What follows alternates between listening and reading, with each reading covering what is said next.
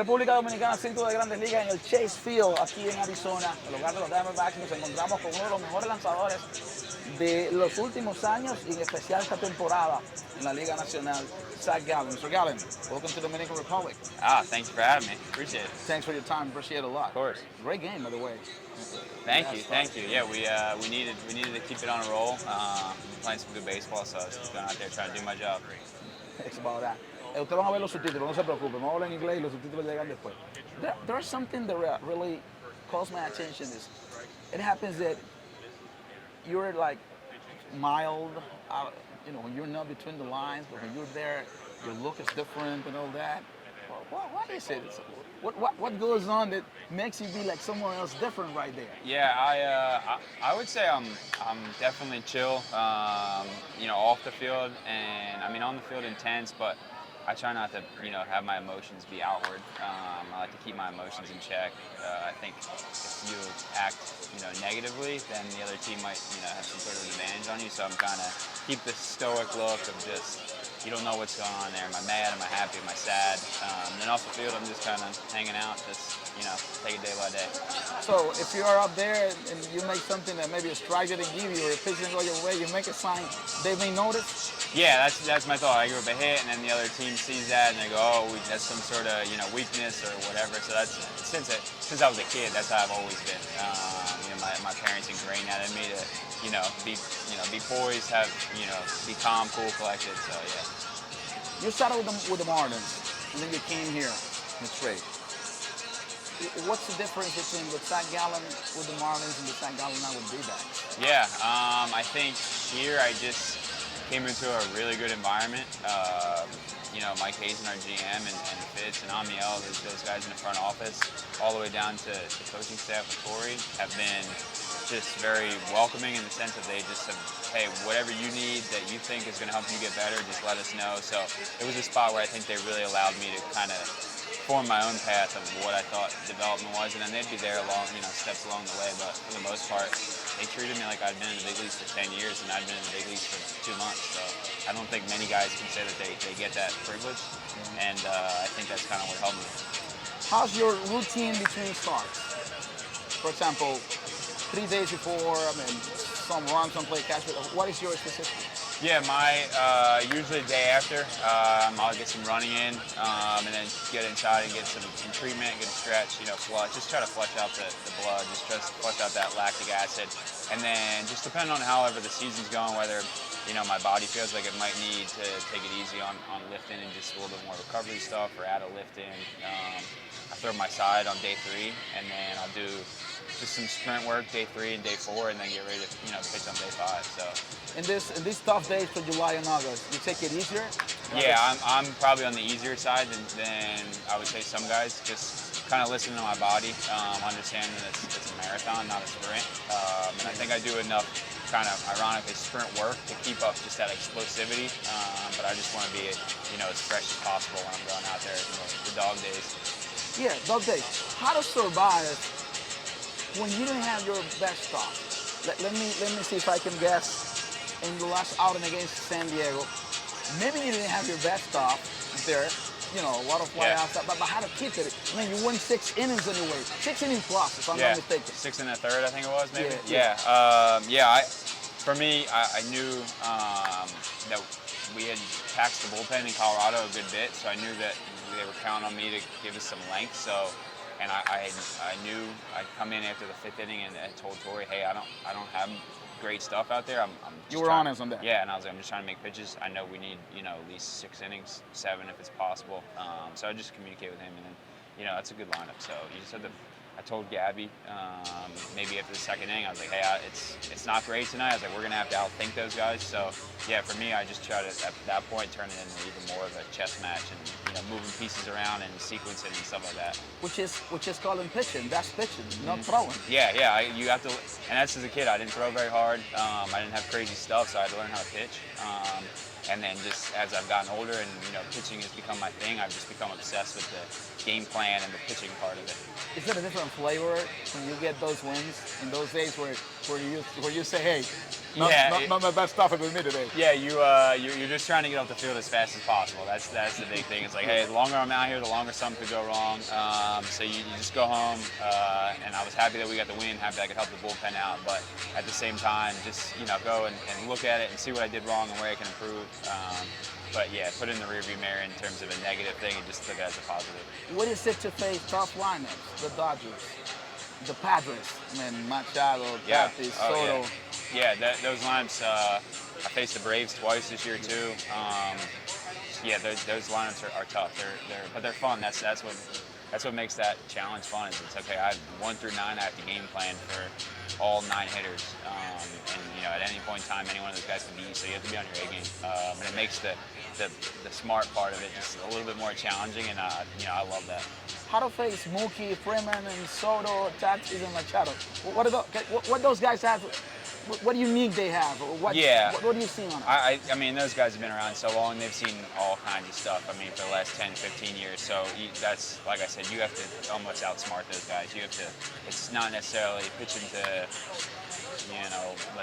weak zones or whatever, cold zones. It's you trying to get count leverage. I mean, I think the biggest thing is you're just trying to stay on the attack mode. I think once you fall behind guys like that, that's when they get you where they want you. Yeah, exactly. So you can stay on the attack. That's where you can, you have the advantage. Do you talk with him after your outings? Have you spoke with him? Like any I'll talk. Some funny conversation. Yeah. Soto, I'll talk to sometimes, and Mookie. Mookie's, very welcoming. He's just a regular guy. What Soto told you? Soto, I talked to last year. Okay. And we were joking about something. I think it was in the middle of when I had the streak going on, and I was like, "Oh, I'm just trying to be like you." And he's like, "I'm trying to be like you. You haven't got a run." So yeah, he's very complimentary. And we've been playing against each other now for the last 4 or 5 years. Had some solid battles, but yeah, he's one of those guys you love to compete against. Toughest hitters you face? Toughest hitters? When I was coming up, it was Anthony Rendon. I thought Anthony Rendon was really tough. The guys that control the strike zone really well. That's hard for me because I'm in the strike zone, and I try to throw a lot of strikes, try to attack. The guys that kind of swing, you can kind of pick your spots and getting guys to chase, but those guys that control the strike zone and hit the ball hard to all fields, you're just hoping to keep it in the ballpark and hit it at somebody. That's what I'm looking at. So besides Rendon, maybe? Let's see. Rendon, Freddie Freeman's tough. Trying to think who else. Mookie's tough. I mean, all those guys. I mean, Tatis. I mean, all the guys. You name it, they're tough. But that's what makes this game awesome. It's like, I'm going out there. I'm trying to figure out how to get you face at Rise? Yeah. I faced the Rise when I came up. He was with Minnesota back then, and I didn't play against him in the minor leagues. So I had no idea. And come to find out, guys knew about him playing against him in the Southern League and all that stuff. And then face him, he's another guy too. It's like, yeah, he's anything he can hit for a hit. You faced Shohei Ohtani? I have, a couple times. Yeah, there's a lot of damage there. You miss. You old marvel about Ohtani.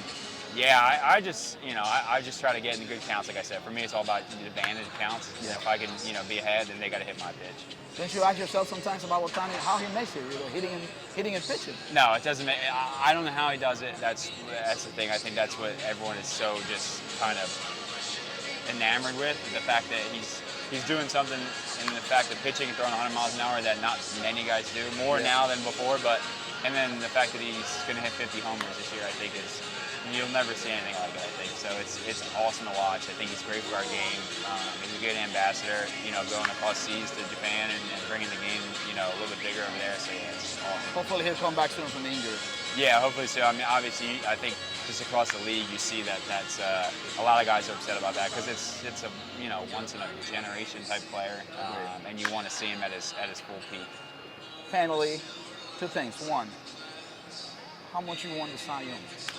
Yeah, for me, I try not to get caught up in individual awards, but at the same time, I mean, it's the peak of my sport, of what I do, of my position. And to have that recognition would be awesome. But at the same time, my thing with individual awards is if I do my job and help the team win, usually the individual awards will hopefully take care of themselves. So I'm worried about getting us into the playoffs. So and if I do that and do my job and just keep us on a roll, I think the rest of it will take care of itself. And if it happens, I'll be elated. So yeah. Can you explain us some of your stuff? Yeah, let's see what we got. All right, so we got four-seam fastball. Okay. It's right here. Good right here? Yep. Four-seam fastball? Yeah, four-seam fastball. Okay. Let's see, everything's off the two-seam for me. And then cutter, slider is right here. That's a pitch I'm always kind of just messing around with, grips and whatnot. So let's see, curveball, knuckle curve here. Knuckle curve. Yeah, Right. get that like. That's a knuckle nail. curve. Yeah. And the yeah, curve spike. was. The Yeah, curve was this a is little the bit. slider. The Slider slider. cutter right here. Okay. And then I get the nail in there for that one. It's Knuckle kinda, curve. Yeah, knuckle curve. And then. That's your go-to pitch? Yeah, that's my usual go-to Okay. pitch. And then this is the changeup. The changeup. Yeah, that's a pitch I've had since a kid. That was a grip I just picked up. I didn't have big enough hands to throw a two-seam fastball, so I went three fingers like this, and then as my hands got bigger, it just morphed into a changeup. So, yeah. You get the changeup for lefty most of the time? Yeah, it's probably better lefties. If it's going really good and it's got that straight down, almost kind of like a split, it's good to righties too, but with the lefties, it kind of gets a little bit of that kind of tailing away, which, yeah. Knuckle curve goes both ways? Or Yeah, both ways? knuckle curve probably is good for, I would say maybe lefties a little bit more, just because that angle's coming into them. And then the cutter slider is better for the ball swing. Yeah, exactly. And the cutter slider for the righties. For the righties, yeah, it plays a little better. And, but, I'm trying to get them all out.